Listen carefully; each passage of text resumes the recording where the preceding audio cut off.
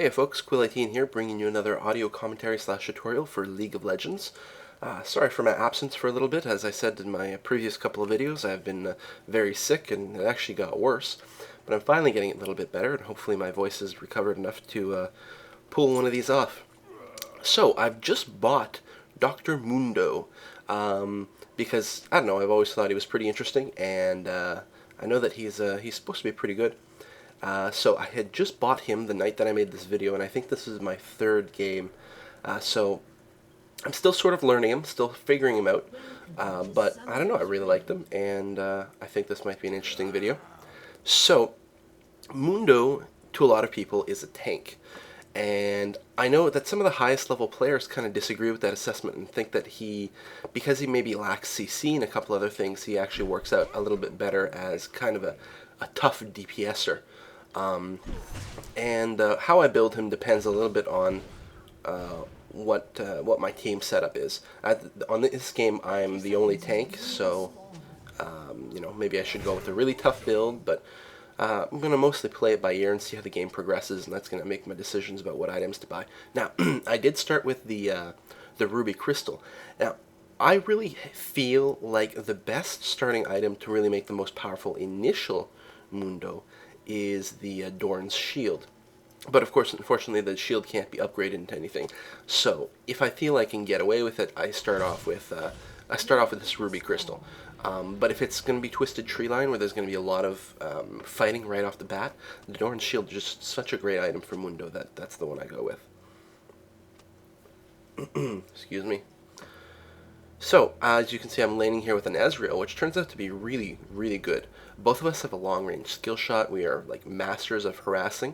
Also, Ezreal, if he goes with an ability power build, has an excellent heal built in, which really helps Mundo's lane longevity. Not that he has much of a problem with that, because he has a lot of health regen. As you can see here, we're going to be trying to really harass our laning opponents. I missed my cleaver there. I hit one of the minions instead.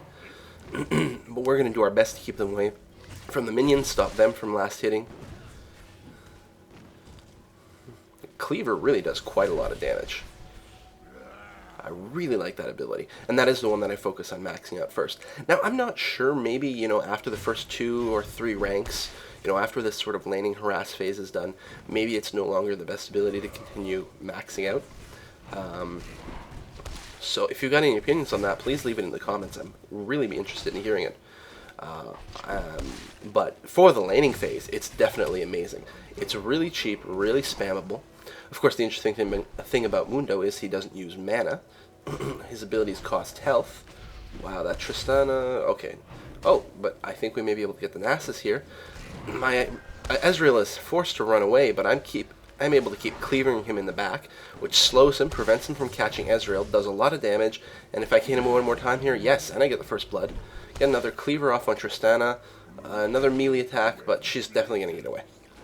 So I've hit level 2 here, and I've picked up my E ability, and that's Masochism. What Masochism does, of course, it does cost you a little bit of health to activate it, but for the next 5 seconds, your hits do more damage. They get a flat bonus damage, plus a extra bonus damage based on how much health you're missing, which is... Oh, just missed that cleaver. She ran just out of range. Now, the scaling based on your health missing is not gargantuan, and it's certainly not the sort of thing you want to, purposefully keep your health low for. It's just too risky to have low health, and it's not worth it. The flat damage increase is quite good. And of course, it does help you one-on-one where you are taking damage, but generally speaking, you don't want to be sitting at low health.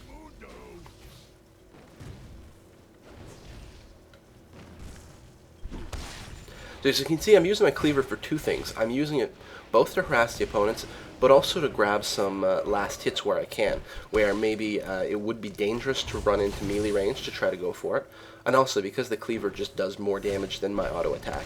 It's far easier to get a last hit with it, and you don't want to use it too often when you don't have to, just because it does drain your health, but it is a great tool for ensuring those last hits. Oh, I just missed that cleaver as they split up here. I'm definitely going to take some extra damage, which is unfortunate. But we are keeping a really, really good harass. Like, they are currently out of range for getting experience points, and certainly for last hits. Get some more abuse on the Tristana. This Nasus is pretty good about trying to harass us with his Spirit Fire. Although I suppose there is an argument to be made about using it to push back these creep waves a little bit more. Oh, that's pretty smart. He guesses where we are, hits us in the bushes. Now I am getting kind of low, so I'm forced to stay back, and I think Tristana gets away. No, she does get killed. Excellent job by Israel there. Not really able to help. But again, I was trying to play a little safe there. Didn't want to get Spirit Fired again. Didn't want to get shot maybe by a lucky Tristana bolt. Okay, so my Ezreal partner is saying be right back. He's going to go and buy from the shop. So I'm alone here, but it's a one-on-one situation, so I'm definitely feeling secure. I'm a level higher than the Nasus. My Ezreal is already back because he's teleported.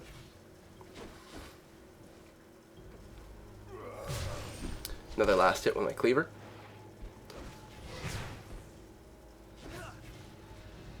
So yeah, this laning combo is just terrible. I mean, our laning combo is just terrible for the opponent. The harassment potential is so incredibly high, and I'm trying hard to think about what kind of laning opposition we could have an actual issue with. I know the next game that we play, in fact, my laning partner here, Zlaith, invites me for another game after this one, and in there we face another Ezreal in the lane. I don't remember who his laning partner is, and it does make it considerably more difficult because Ezreal has slightly longer range on his skill shots than I do, so every time I try to harass him, he harasses me back, and it's just not quite as brutal. But short of that sort of mirror matchup, I don't know what you can really counter effectively with. Maybe Heimer? I mean, we can, take down the turrets, his little turrets, obviously, but depending on position, it might be hard to do it regularly. And he can harass back with his grenades. I don't know. Even then, I'm not sure. Oh, we've just lost our Twisted Fate there to the opposing Ezreal. I believe they were... Okay, they're in the top lane. In the middle lane, we've got a Tristana versus a Cho'Gath. We've got a Katrina versus a Cho'Gath. Now, Katrina's a hero I find sort of hit and miss. Maybe it's just a lot of people who play her are not good with her. Here, I made a mistake. I thought I needed 1250 gold to finish my Aegis of the Legion, but it's actually 1450. So I go home too early and I'm not able to finish my first item. I do get all the recipe components for it, plus some boots, and the boots aren't bad. I'll talk more about the Aegis in a moment. So I was just saying that I'm not sure that Katrina is a great hero these days. I find very few games where she's successful. However, I think when Katrina starts in the middle, that gives her the best chance to do it, because if she's able to get that level advantage on people and then start ganking, then she gets that sort of, being fed snowball effect that keeps her on top of the game. But without that, it's sort of hard for her to get enough killing power to kill people, and she's still quite squishy. So in a lot of fights, she just gets focused down and taken out before she's a threat. It's very interesting that they put a Cho'Gath in the middle, and I have seen Cho'Gath middle from time to time, and I don't know. I've never done it, but I know some people like to do it. Personally, I think they should have gone and put their Tristana in the middle, because that's what most people do, but who knows. Anyway, on to my item choices. So, with my Ruby Crystal, there's two paths that I can take to upgrade, and a lot of people go for a Warmog's armor. They rush a Warmog's on Mundo, and there's certainly nothing wrong with that, and it does make him pretty much unkillable, and that's very good. But I don't know, I just feel like it helps to maybe have a little bit more damage early on, sort of as a team.